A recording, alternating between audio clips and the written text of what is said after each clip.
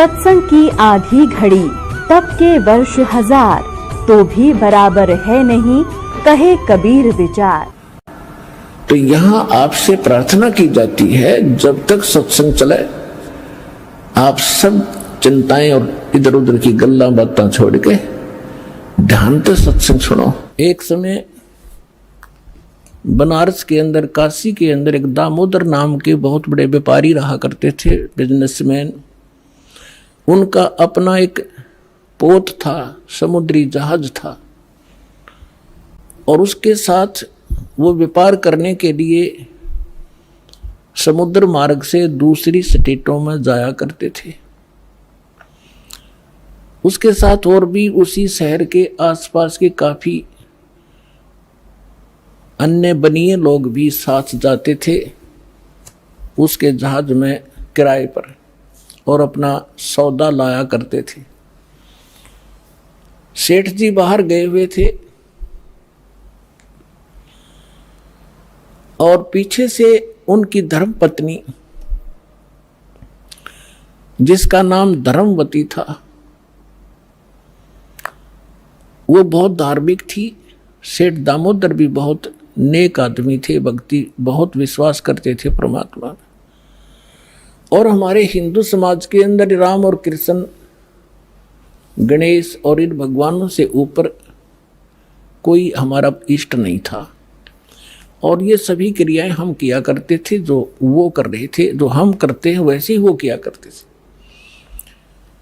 उसमें परमात्मा के बहुत से शिष्य हो गए थे और बहुत दुख दूर हो गए थे। एक दिन ऐसे ही उस सेठ की पत्नी धर्मवती के पास एक बहन गई उसके पास कि बहन, हमारे घर पर सत्संग है, आप आ जाओ। तो उसने सोचा चल, वो बहन ज़्यादा उसके निकट थी और पहले कई बार चर्चा कर रखी थी उसने परमात्मा की। तो धर्मवती ये कहा करती, कभी आसपास आपके गुरुजी आवे तो उसमें बताना, मैं दीक्षा अगर ज्ञान समझ में आ गया तो मैं दीक्षा लूंगी, वैसे नहीं लूंगी।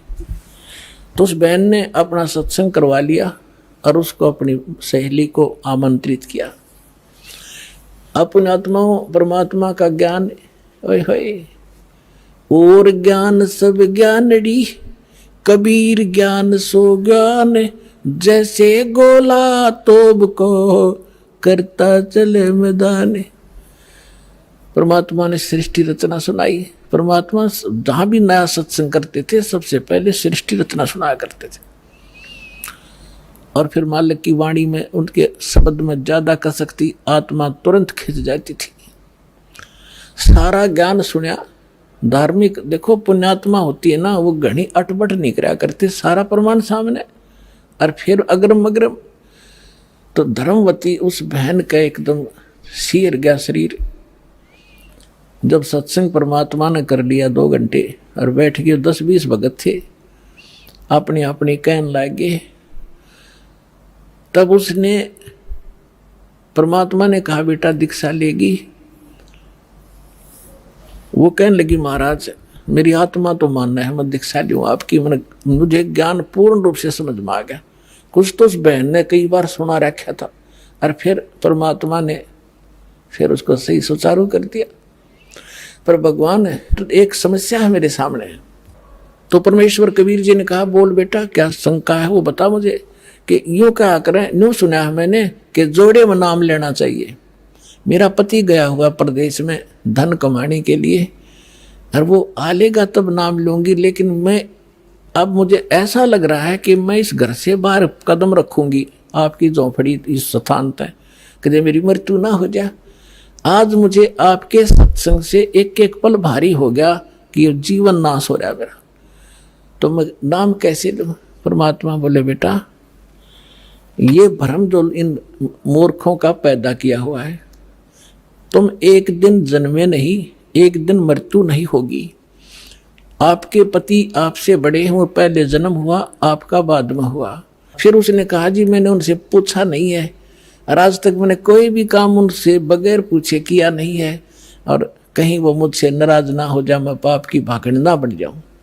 परमात्मा ने कहा बेटा आत्म कल्याण के मार्ग में किसी से पूछने की आवश्यकता नहीं, और सभी कामों में सलाह ले सकते हो, सभी बातों में। इसमें एक पल भी देर नहीं करनी चाहिए, कोई पाप नहीं लगे। अब वह चाहे नो ठीक, गुरु जी के मुख से जो शब्द सुन लियो फाइनल सच्ची है, मैं महाराज फिर दीक्षा दे दो। अब उसने नाम ले लिया। अब रोज ये मंत्र आप देख रहे हो, ये मंत्र दिया करते दाता सबसे पहले, केवल बीच बीच के 5। अब हम हिंदू इनके ऊपर आरूढ़ थे ही, लेकिन वो मंत्र गलत जाप करे थे। ये मूल मंत्र है इनके। जैसे आपको बहुत बार बताया है, जैसे एक भैंसा होता है या ये बैल होता है, खागड़ जिसने कहे, उसने वैसे कहे जाओ भैंसा भैंसा, कतई नहीं सुने। अरे एक बार न्यू कर दिया हुर्र, वो न्यू देखेगा और भाग उसकी तरफ दौड़ना हो जाएगा। तो उसका अट्रैक्शन है, विवश है उसके उस शब्द से, वो खिंच जाता है। तो ये वो मंत्र है। और परम संत से लिए बिना ये मंत्र सूखे जाप करने तो लाभ नहीं हो। एक नियम है, उस नियम के अनुसार ही आपने चलना पड़ेगा। तो ये मंत्र दिए उसने, वह तो गदगद होगी, अक्सर भगवान ही न था। यही तो हम देवता पूजा करते थे। परमात्मा ने कहा बेटी अब पूजा नहीं है, ये यहाँ के संरक्षक हैं और मूल पूजा तो सतगुरु की है। अब परमात्मा ने उस समय ये तत् और सत और सार, ये सार नाम ये छुपा कर रखना था। ये प्रथम मंत्र इसलिए दिया था कि इनके संसारिक काम सुलझे रहेंगे, इनको सुख होता रहेगा, इनकी भगवान में आस्था बनी रहेगी और इस मंत्र से इनका जन्म मनुष्य का होता रहेगा। इन आपको यहाँ तक लाना था, इस बिचली पीढ़ी तक। धर्मदास मेरी लाख दुहाई, ये मूल ज्ञान और मूल मंत्र की बाहर ना जाए। मूल ज्ञान बाहर जो पढ़ी, बिचली पीढ़ी हंस नितरी। मूल ज्ञान तब तक छुपाई जब तक द्वादश पंथ ना मिट जाए। जब तक ये कलयुग 5505 वाला समय नहीं आना था, तब तक इसको गुप्त रखना था। सभी महापुरुषों से परमात्मा ने प्रतिज्ञा दिला दी थी। तो इस मंत्र को पागवा तो गदगद होगी, खूब डट कर भजन करे, आत्मा बिल्कुल खुश होगी। जो भूत प्रेत की बाधाएं थी थोड़ी बहुत सबके घर में बढ़ रहेंगे, वो भाग भूगे, उड़गी सी काया होगी। अब क्या हुआ, सेठ जी आए 1 महीने के बाद में। अब वो बुद्धिमान बहुत थी, उसने सोचा कि मेरे पति को यदि कोई थर्ड पर्सन न्यू बतावेगा कि तेरी पत्नी सत्संग में जाती है और रात को जाती है, क्योंकि परमात्मा अधिकतर रात को सत्संग करते थे, क्योंकि दिन में तो किसी को फुर्सत नहीं छोड़ रखी काल ने धंधे में।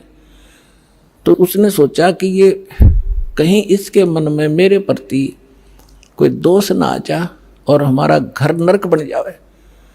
अब क्या हुआ, जिस दिन वो सेठ वापस आया उसी दिन सत्संग था भगवान का और किसी के आसपास ही। तो उसने सोचा कि अपने पति को मैं पहले बता दूं सारी कहानी, और ये ऐसा व्यक्ति है अगर मेरी बात को ये मान लेगा तो फिर ये किसी की नहीं सुनेगा। तो जब वो खाना खाने लगा, खाना खिलाते समय उसकी पत्नी ने कहा जी मेरे से गलती बन गई और मुझे अक्षमा करना, करोगे, माफ करना। तो वो कहने लगा कि मैं अपनी पत्नी पर विश्वास करता हूँ, मेरी पत्नी ऐसी गलती नहीं कर सकती जो अक्षम्य ना हो।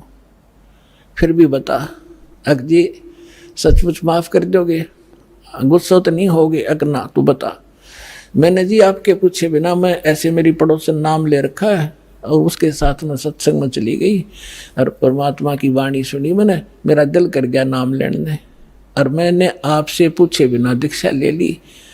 तो वो बोला बड़ी अच्छी बात, इसमें क्या पूछना था, या कोई बुरा काम किया तूने? भगवान की भक्ति की, बहुत अच्छी बात है। उसका उल्गा सा हृदय हो गया, अके भगवान बड़ी दया करी दाता, ये तो बिल्कुल सरल देसी बन गया।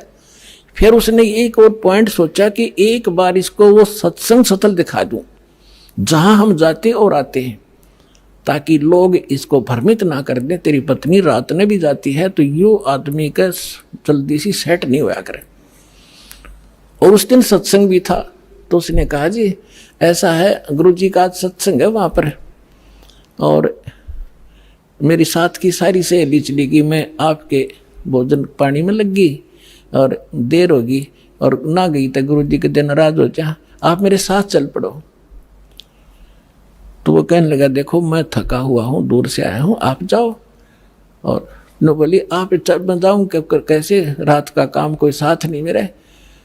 तो कहने लगा मैं चल पड़ूंगा और जाते मुझे नींद आवेगी, बता मैं क्या सत्संग सुनूंगा।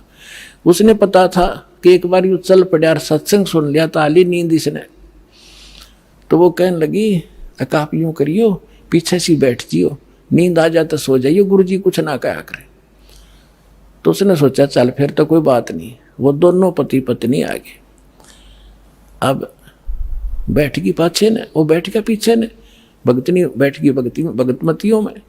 परमात्मा ने वह सृष्टि रचना फिर सुनाई। वो तो जाने थे चोट ने सामने मारना। अब लाला जी ने किसी नींद आवे थी, उसका कलेजा फट गया, थर थर का पैगात सारा, और नौके सोके सुने ज्ञान कड़ी कसूती तरह। अब सारा ज्ञान सुन लिया। जब अपनी उसकी पत्नी आई, जी नींद तो नहीं आई, कि नींद करे मेरे तो बेचैनी होगी, काहे की नींद आवे थी, एक न्यू पूछ ले गुरुजी ते मुझे नाम दे देंगे। तो उसने जाके कहा महाराज जी भगत जी आए हैं और यूं कहे दीक्षा मिल जाएगी। कहा बेटा बोला। तब उसने क्या बोली, कहा जा नाम देंगे आपको। सेठ जी जाकर बैठ गया पास में, कहने लगा भाई सुन ले लाला जी। परमात्मा बोले देखो सेठ जी आप हो इन देवताओं के गणे पुजारी, और परमात्मा का नाम लेने के बाद आन उपासना नहीं करनी होगी। वो कहते हैं 100 वर्ष सतगुरु की पूजा, एक दिन आन उपासी और वो अपराधी आत्मा फिर पड़े काल की फांसी। 100 वर्ष गुरु की अनुसार साधना कर ली, सतगुरु के अनुसार, एक दिन भी आन उपासना कर ली ना किसी देवी देवता की, पिछली सारा भट्ठा बैठ जाएगा तेरा। तो वो लाला जी बोला सेठ दामोदर, कहने लगे महाराज जी मैं बाणिया हूँ और सौदा करना खूब जानता हूँ, मैंने सारा कुछ सुन लिया और सब कुछ देख लिया। आज मैंने सारे कथा सुन रखी खूब बड़ी बड़ी, जो ज्ञान आपने दिया इस पृथ्वी पर नहीं, और मैं जो वचन कराया करूँ दाता और पक्का करता हूँ, आप मेरे गुरु मैं आपका चेला। फिर कहा कि भी देख मैं दानक और तू लाला जी, कल न तेरी बरादरी वाले भी तुझे धिक्कारेंगे। न बोला जी मुझे नाम दो और आप साथ रहियो दास के, जो होगा सो देखी जाएगी, मुझे दीक्षा दो। और परमात्मा ने कहा कि और उपासना नहीं करोगे फिर किसी देवी देवता की, नहीं तो नुकसान हो जाएगा। लेकर नाम, और परमात्मा का हाथ से चित्र बनाया करते थे, वहाँ जब का हाथ से बनाया करते थे, सब जगह मिला करते थे। वो फोटो ले गया, जो विधि बताई थी विधान वो शुरू कर दिया आपने। फिर कुछ दिन के बाद वो कई दिन सत्संग सुने, फिर व्यापार में जाना था तो सभी वो दूसरे व्यापारी भी साथ थे। अब उसने क्या किया, उस जहाज के अंदर उसने अपना एक कक्ष बना रखा था जिसमें सारे देवी देवताओं के फोटो थे, और वहीं अपना घंटी बजाया करता, बैठ आरती करा करता, जय गणेश देवा माता थारी पार्वती, ये सारी कथा सारी आरती करा करता। अब उसने क्या किया, जाके पहले सारी मूर्ति उठाई और समुद्र में जहाज उठाए, समुद्र में जल प्रवाह कर दी, और एक फोटो परमात्मा कबीर जी का लगा लिया। अब दूसरे जो थे वो लाला जी, उन्हें देखा रहे दामोदर ये देवी देवताओं के फोटो कहाँ गए। तो उसने बताया भाई मैंने दीक्षा ले ली गुरु जी से, और गुरु जी का जो सतगुरु की पूजा करते हैं ना, वो देवी देवताओं की पूजा नहीं करनी होती, इसलिए मैंने वो आदर के साथ जल प्रवाह कर दिया।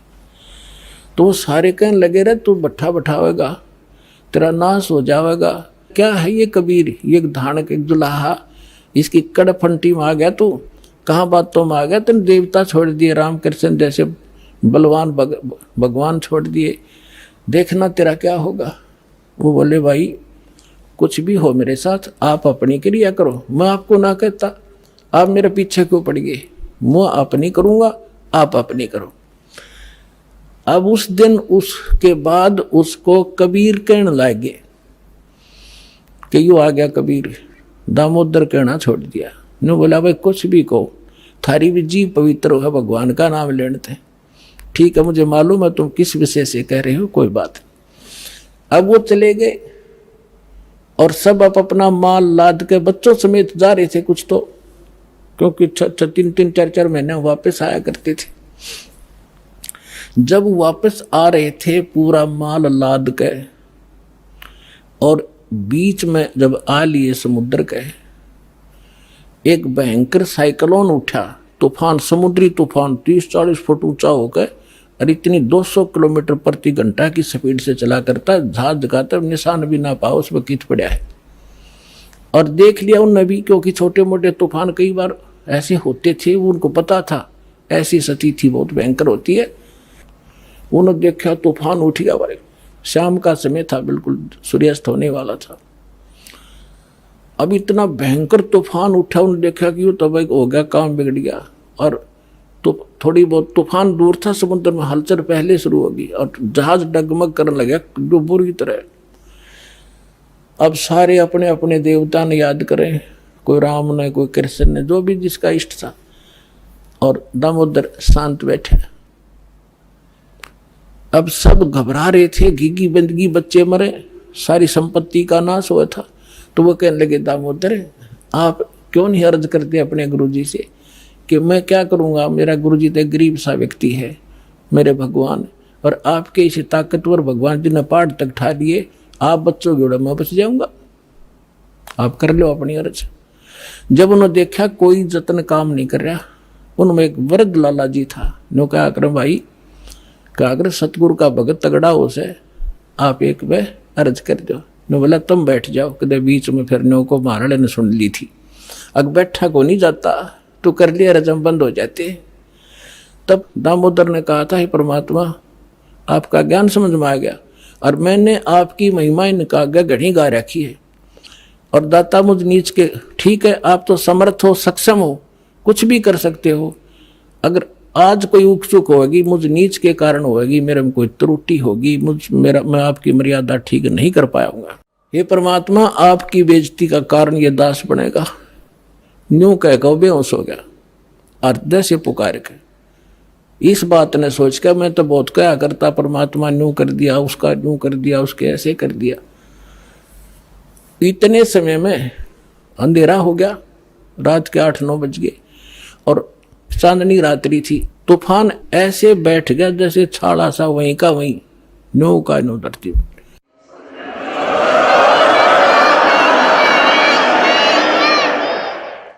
और समुद्र के जल में जरा सी भी हलचल नहीं।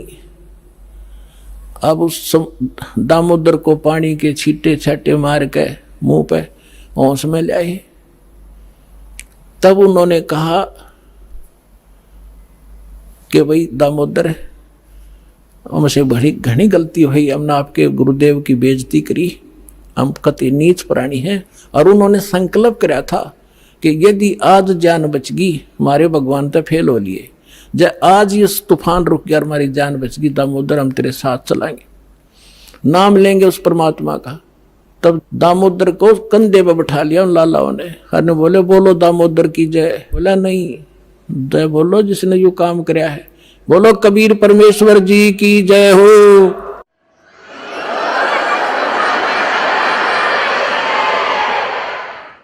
अब उधर से परमात्मा उसी दिन रात्रि में सत्संग कर रहे थे 7-8 बजे सी, और सर्दियों का मौसम था। अब कुछ भक्त सामने आसपास बैठे थे। एकदम परमात्मा ने क्या किया, ऐसे मुंह पर कर नो हाथ फेर कर ऐसे झटका दिया, आसपास के बैठे भक्तां के छींटे लगे। उन्होंने सोचा भी पसीने कैसे आगे सर्दी में, गुरुजी आपका पसीने आगे? तो प्रभु बोले ना भाई पसीने को नहीं आए। और क्या था, ये पानी कहाँ से आ गया? कि मेरे भगत का जहाज डूबा था, दामोदर सेठ नहीं था, भी नाम लेके गया था, हाँ जी, उसका जहाज डूबा था भाई, अब वो उसने बचा कर आया हूँ। अब वो भगत सोच रहे थे अक भाई, अब क्योंकि हम भक्ति अवश्य करते हैं लेकिन विश्वास दृढ़ नहीं होता।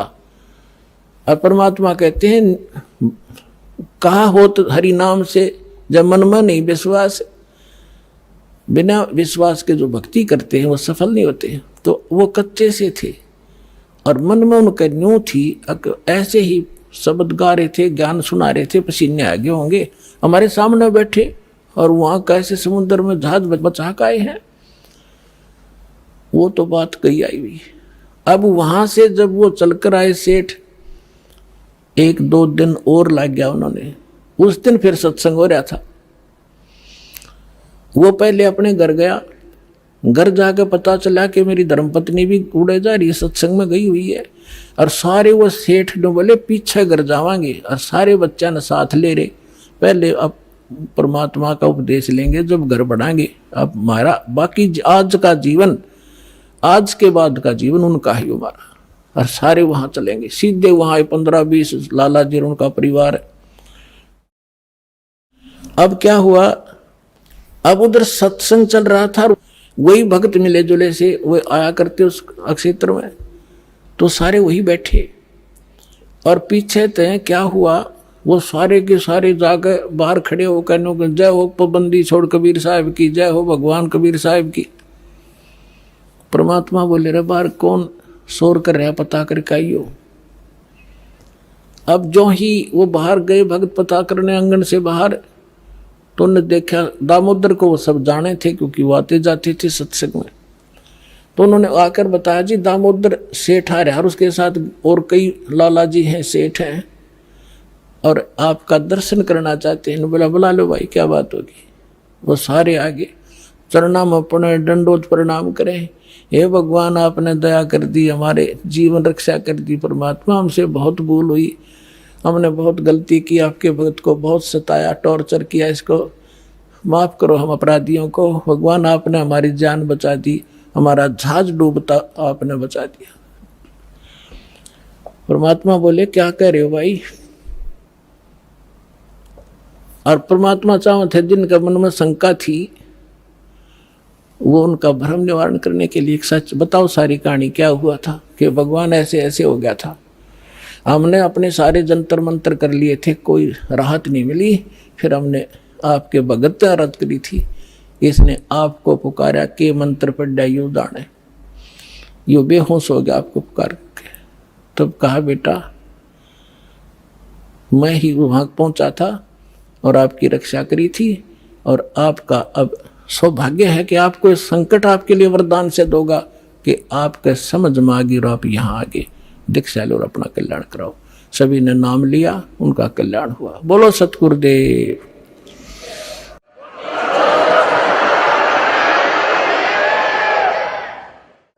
दामोदर सेठ के हुए थे अकाज, अर्ज करी डूबता देखे जहाज। दामोदर सेठ के हुए थे अकाज, अर्ज करी डूबता देखे जहाज। लाज मेरी रखियो गरीब नवाज, समुद्र से पार लंघाने वाले। लाज मेरी रखियो गरीब नवाज, समुद्र से पार लंघाने वाले। धन धन सतगुरु सत कबीर भक्त की, पीड़ मिटाने वाले सत साहिब। भाई जो गुरु बचन पे डट गे, रकट गे फंद 84 के, कट गे फंद 84 के, रकट गे फंद 84 के।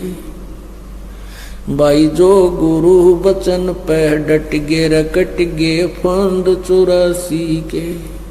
वस्तु मिली ठोर की ठोर, मिट गई मन पापी की दौड़।